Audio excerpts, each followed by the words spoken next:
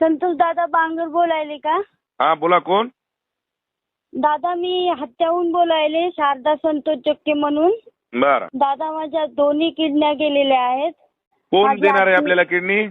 आजी आजी आजी. पण ट्रान्सप्लांट साठी दादा पैसे नाही तो. करतो बेटा, करतो. काय जे खर्च लागत असेल मी बघतो, काळजी करू नको.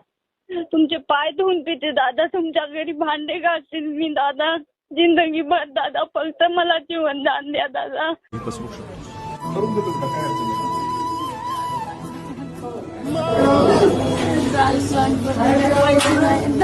देतो बेटा, पैसे लावतो मी सगळे, काळजी करू नका. बाकी आता जायला येण्याचं सांगितलं तुझं.